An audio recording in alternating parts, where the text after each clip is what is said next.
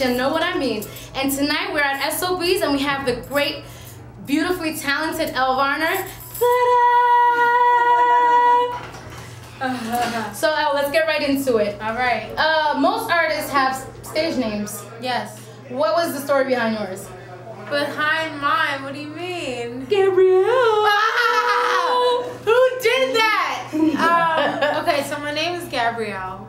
No Shaylisa or whatever they were trying to call you. No, yeah. It is? Yeah. Oh, I thought you were trying to deny that. No. Okay, but I'm sorry to interrupt. Go ahead. I'm Gabrielle, and people would call me Gabby, and I hated that. It was like so ugly. And no, I mean, I don't mean that. If anyone's name is Gabby, but for me, it sounds like a little 14-year-old girl, and not Elle. Yes. So I just heard it one day. This little girl was like, her mom was like, Elle, come here. I was like, she was like, yeah, her name is short for Gabrielle. So I picked Elle. That's awesome. Yeah, thank you. What's your songwriting process like? My songwriting process usually starts with some kind of event, like whether if it's a breakup or a new romance, or sometimes I realized the other day I'm always writing songs in my head, and then it's when am I gonna sit down with a guitar or a beat and put it down, but I'm constantly putting little things in the basket, you know, like little this, that, and without realizing it. That's amazing. What do you do when you have writer's block? I've never been put up to like write something and I couldn't. So I don't really know if I get writer's block. I know I go maybe 2 months without writing a song, but it's not like I'm trying and I can't, so I don't know, that would suck though. Yeah. What kind of topics would you like to address through your music? I would love to, I think that there's so much that, I know this sounds cliche, but there's so much sadness and unfortunate things that occur in the world that a little bit more love and unity and understanding for humanity could deal with. So it's like I'm in the phase of my career right now where I'm having fun and, you know, it's all this color and blah blah blah, singing about shoes and guys, but ultimately the message that I plan to deliver throughout my career is that of unity and love and peace, and, you know, just we're all brothers and sisters. Yes, you know. correct. What artist that has passed besides Ella Fitzgerald would you like to work with, or that has passed? Yes. Michael Jackson and Whitney Houston. Why? And Etta James. Why? Give us a reason. Michael Jackson, because he's the greatest genius, musical genius, and human genius that I can think of. I would have loved to just have a conversation with him. Genuine. Yeah, genuine. I would have loved to have Whitney Houston give me a pat on the back and say, good job, kid. I would have loved the same from Etta James. I would have loved to ask her, how do you do this? What am I looking forward to, you know? What's this gonna be like? What do I look out for? I would have loved to ask them that.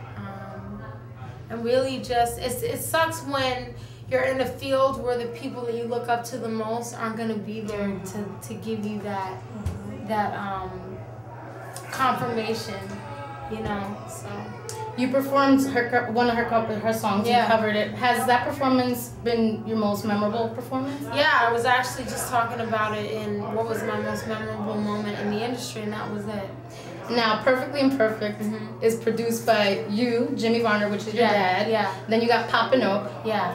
What other producers do you see yourself working with in the near future, or would you like to work with in the near future? I would love to work with whoever produced Adele's album. I would love to work with. I never really got to work with Linda Perry. We started a project and we didn't get to finish. Amazing. I'd love to get back in with her. And I'd really love to do like a solo project, you know? Get in there and start making beats or something. And rumor has it that you're opening up for Miguel on June 1st and June 2nd. How did you react when you heard the news? I was so excited. Miguel is actually like the first person in the industry that I became friends with. So it was like, oh my God. And I've watched his career go from being that, you know, he came out, it was a little awkward. People weren't so receptive necessarily, but the music was undeniable. And now he's a megastar, and I see him perform, and he just commands the stage. So I'm honored to open up for him. S.O.B's was amazing. I actually witnessed that. Oh, I was you backstage, and I was like, wow. I know. I know. And then I have a bone to pick with you. Okay. You dropped Only Wanna Give It To You featuring J. Cole.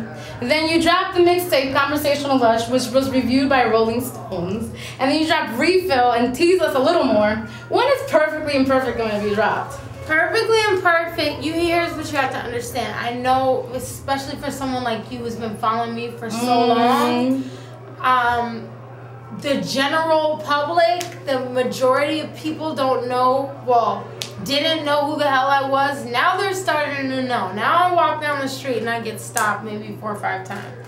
But a couple weeks ago, that wasn't happening. So you don't really want to drop an album and then chase interest. You want that interest crazy, like, oh my God. And then you drop the album. You know, totally understand. Summertime, it's right around the corner, I promise you. Give us a guesstimate around what month? Around June, July. Okay, the summer anthem. Yeah, the summer anthem. Get it. It's gonna be, it's gonna be before September because that's the cutoff for the Grammys. Yes. And can you sing us a snippet of one of the songs on the album, preferably Not Tonight? Not Tonight. Okay. And I just wanna tell him something that he's never heard. Ooh,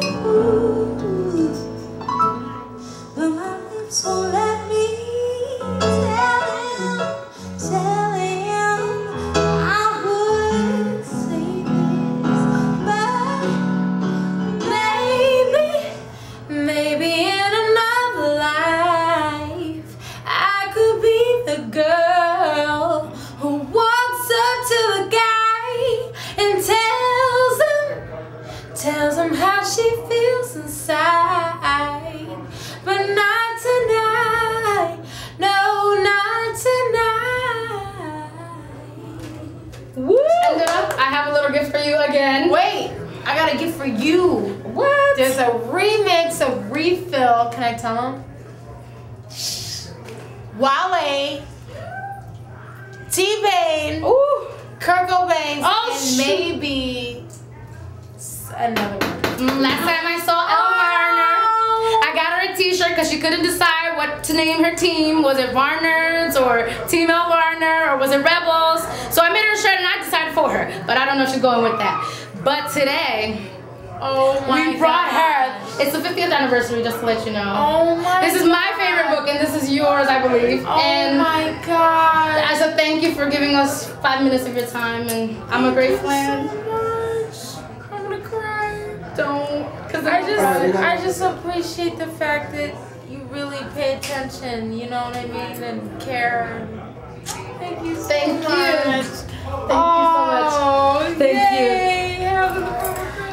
Thank you.